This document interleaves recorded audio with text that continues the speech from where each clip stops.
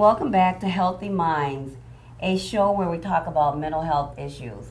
My name is Phyllis Strickland. This is my husband, Juan Edward Strickland.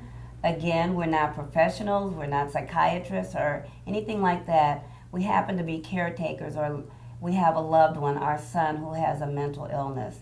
In our last segment, we talked about psychiatric holds and one of the reasons why people don't make that step to get that help for their loved one. For example, take them to the emergency room.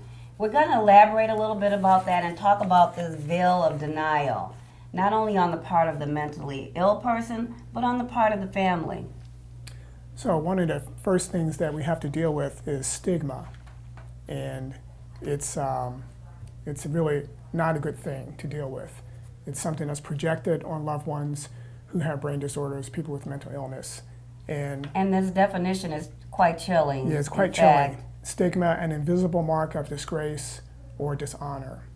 The shunning and scapegoating of people with mental illness for a condition society considers shameful. The belief that people with mental illness and their families are to blame for their condition. This is the essence of stigma, and all family members have to deal with it. And so we found some interesting information again about stigma and how people accept mental illness. If people don't accept, either the loved one or the person with mental illness doesn't accept mental illness, what happens is they don't seek treatment, and so they just deteriorate, the condition deteriorates. So listen to this.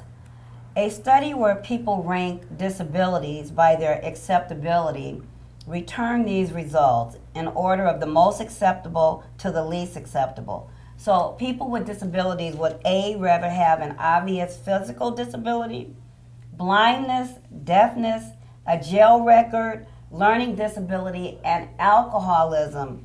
But the least acceptable was a mental health problem.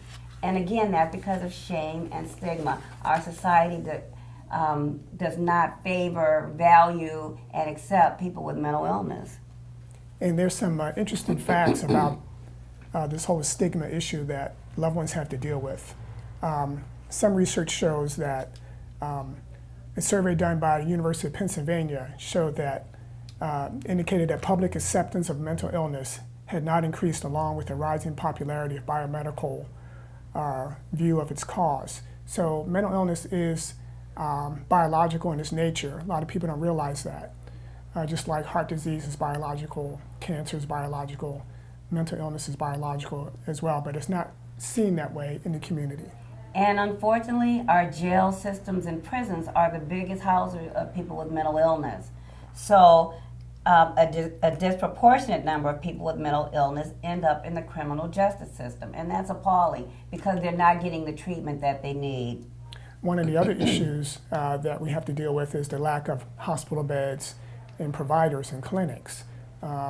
In the last 10 years, many hospitals have closed their psychiatric unit. In fact, my wife worked at a facility here in the Los Angeles area for about 10 years, and they eventually closed their psychiatric unit. Yes. And lastly, our military families. People that have been in active duty, they have high rates of suicide, high rates of post-traumatic stress disorder, and particularly those that have served in Iraq and Afghanistan. But the suicide rates are astounding for those while they're in active duty and then once they return home. And so they and others don't seek help because they don't want to be labeled as mentally ill or with a brain disorder. It stops the treatment and it stops them getting the help that they need. So what can we as family members do to fight stigma? We can learn about the illness of our loved one. We have found through a lived experience of ourselves and others that the ones with the mental illness do know or acknowledge when their parents or caregivers are learning about their illness and begin to advocate for them. And it actually draws your loved one in and helps them to deal with the denial and to begin to accept their illness. Right. We've even had, one of the things we do is we teach family to family, a class presented by NAMI, National Alliance of the Mentally Ill. And students in the class keep sharing with us, my loved one knows I'm going to classes now, and they ask me, how was class? dad or the husband might ask the wife who's going, how was the class? So they feel less guilt when they know that you, the loved one, are getting educated and information, because ultimately you'll be stronger and more able to advocate for them and understand their illness. And also, if you're not exhibiting shame and you're not exhibiting denial, they begin to, follow your behavior as well. Right.